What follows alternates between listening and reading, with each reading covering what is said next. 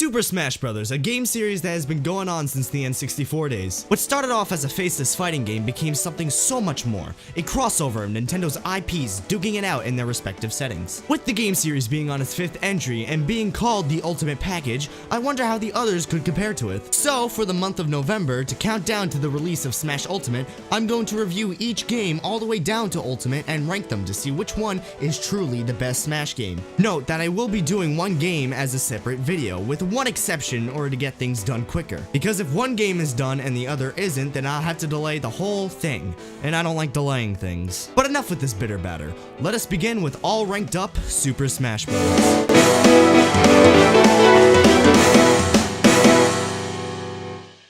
Released in 1999 for the Nintendo 64, Super Smash Bros. Would be the first time Nintendo IPs would be seen interacting with each other. With a small selection of characters and stages, this could easily be seen as one of the weakest entries within the series. But it was for one of the more weaker systems. Now, don't get me wrong, I love the Nintendo 64, and I generally do hate using this argument when comparing games.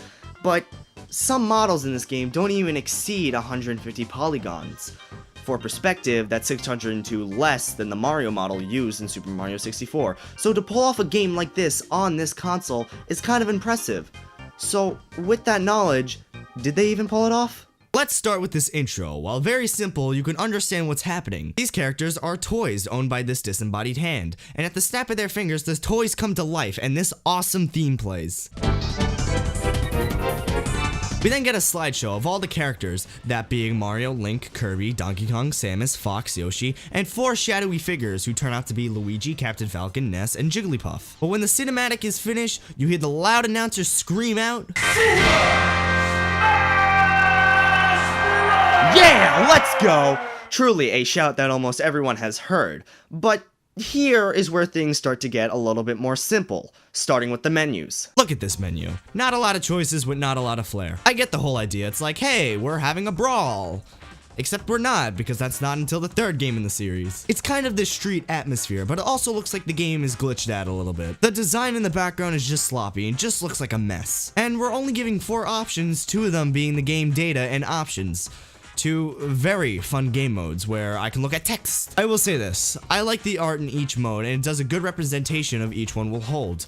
But enough about the design, what are in these modes? Let's start with the oh-so creative title of 1P mode. Here you get the equally creative 1P game, the training mode, and the 2 bonus practices. Bonus 1 is a hit the target sort of deal, trying to hit all the targets in a small amount of time, and the second one is board the platforms, where you need to land on every platform in a fast amount of time. Training mode is just what it is, a place to train and try to get better at the game. And finally, 1P game is just an onslaught of characters that you have to fight in a specific order. The mode is fun for the first couple times you play it, but by the 6th or 7th time, you become worn out. No matter what character you pick, you're always getting the same characters to fight. First Link, then Yoshi Onslaught, then Mario Bros, a giant Donkey Kong, a metal Mario, and a giant hand. It never really changes, so it leaves the replayability to a small minimum. But when you think of Smash, you normally don't think of the single player. You think about duking it out with your friends. That is where Versus mode comes in. You and 3 of your non-existing friends can duke it out to see who can kick the most ass. Items will appear for your advantage or disadvantage, and while other people tend to turn these off, I feel like they should be left on for fun. I mean, this is the first game, it ain't too easy to stay competitive with it.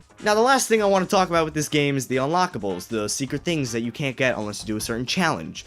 Now, for a game like this, you wouldn't expect too many things to be unlocked or to be kept from the player, but there is a good chunk of things that you can unlock within this game. You have 4 characters to unlock: Luigi, Jigglypuff, Captain Falcon, and Ness. 2 were really well known, while the others kinda stuck out a little bit. Not only that, but you can unlock a secret stage for multiplayer. I would show you footage, but I have yet to unlock it. Other things I have yet to unlock include a secret item screen and the chance of seeing Mew come out of a Pokeball. That's really it in terms of unlockables, and for the game itself. Now, for the time, Super Smash Bros. Was a big deal, and even changed the way fighting games were kinda approached. The game laid the foundation for future installments, so its importance is really high up there. However, when talking about playability, it's a mixed bag. On one hand, it was fun to revisit the game, but on the other hand, it got very boring after a while. I would say, if you can, try the game out, and you can see where the whole series started. Well, that's 1 down, only like, what, 4 more to go? But in all seriousness, the next one is a big one. Super Smash Bros. Melee, a fan favorite for many people. So, we're going to be looking at that in the next video, which is going to be next week. That's right, this is a weekly series that I'm going to be doing for November. Huh, it's crazy, right? Who thought I can do something like that? Because I can barely keep up with the upload schedule I have now. But until then, I am That Guy Who Games, and I'll see you next time.